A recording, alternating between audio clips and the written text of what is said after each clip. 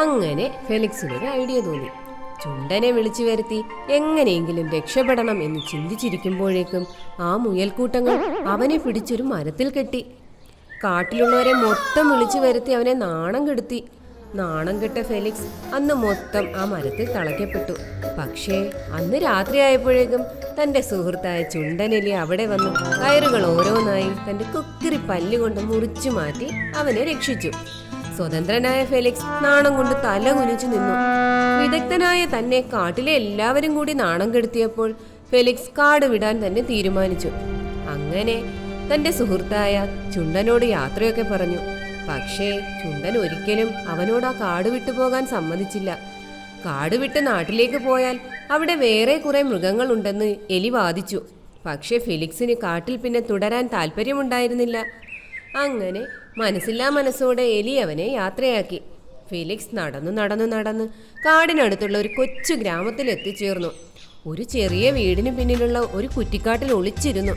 അതൊരു നെയ്ത്തുകാരുടെ ഗ്രാമമായിരുന്നു. അടുത്ത ദിവസം നേരം വെളുത്തപ്പോൾ ഗ്രാമത്തിലെ എല്ലാവരും ജോലിയിൽ മുഴുകി. ചിലർ തുണി നെയ്തു തുടങ്ങി, മറ്റു ചിലർ ചായം കലക്കിക്കൊണ്ടിരുന്നു. മനുഷ്യരുടെ ഒച്ച കേട്ട ഫെലിക്സ് അവിടുന്ന് ചാടി എണീറ്റു. കുറ്റിക്കാട്ടിൽ നിന്നും എണീറ്റ ഫെലിക്സിന് നന്നായി വിശന്നു തുടങ്ങി. വയറു നിറയ്ക്കാനായി അവൻ ചുറ്റും നോക്കി. തിരക്ക് പിടിച്ച് ജോലി ചെയ്യുന്ന മനുഷ്യരെ അല്ലാതെ അവിടെ പിടിച്ചു തിന്നാൻ പറ്റിയ ഒന്നും അവൻ കണ്ടില്ല. അവന് നല്ല ദേഷ്യം വന്നു. ഈ നാട് അവന് പറ്റിയതല്ലെന്ന് മനസ്സിലായി. അപ്പോഴേക്കും അവന്റെ മൂക്കിൽ എവിടെ നിന്നോ ഒരു മുട്ട പൊരിക്കുന്ന മണം കിട്ടി.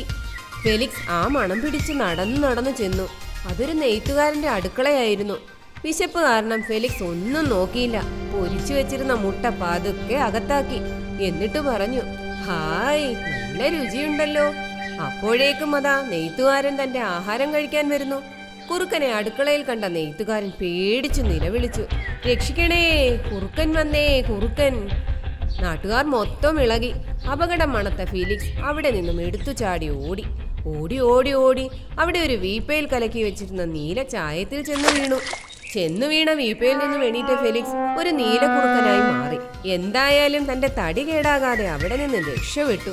എന്റെ കുറുക്കൻ മുത്തപ്പ, നമുക്ക് ഈ നാടൊന്നും ശരിയാകില്ല, കാട് തന്നെയാണ് നല്ലത് എന്ന് പറഞ്ഞ് അവസാനം കാട്ടിലേക്കു തന്നെ തിരിച്ചു. കാട്ടിലെത്തിയ നീല നിറമുള്ള ഫെലിക്സിനെ കണ്ട മൃഗങ്ങൾ ഏതോ ദിവ്യൻ കാട്ടിലെത്തി എന്ന് വിചാരിച്ചു നീലക്കുറുക്കനെ വലിയ ആദരവോടുകൂടിയാണ് മറ്റു മൃഗങ്ങൾ സ്വീകരിച്ചത്. പക്ഷേ തന്റെ കൂട്ടുകാരനെ കണ്ട ചുണ്ടനെലിക്ക് മാത്രം കാര്യങ്ങൾ മനസ്സിലായി. ഇനി എന്നാണ് മഴ വരുന്നതെന്നോ മഴയത്ത് ഈ ചായം ഒലിച്ചു പോകുമെന്നോ കുറുക്കന് വലിയ നിശ്ചയമൊന്നും ഉണ്ടായിരുന്നില്ല. അങ്ങനെ ഇരിക്കുമ്പോൾ ഒരു മഴയത്ത് ചായങ്ങളെല്ലാം ഒലിച്ചുപോയി. ഫെലിക്സിന് മുട്ടൻ പണിയും കിട്ടി.